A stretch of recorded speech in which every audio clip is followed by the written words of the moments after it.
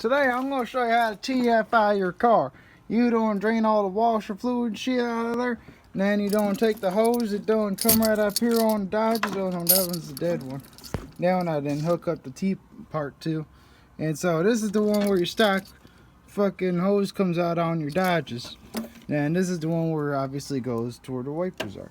And so you take this hose, you don't hook it right up to your air intake.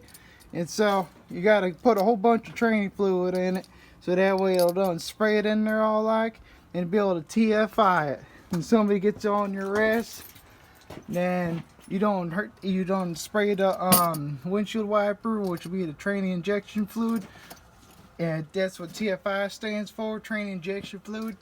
And so yeah, you can give them a good, nice good smoke cloud when they don't get on your ass and shit at the red lights and anywhere else on the highway and whatnot. So I just kind of put this on here. I didn't put the bolts on directly, but yeah, you just drill a hole so that way it goes right above the fucking butterfly. I didn't put the bolt in there so that way I can take it apart easier and show you. And so yeah, you just want to make sure it gets right above that butterfly. Don't work on diesels, but work on gas jobs.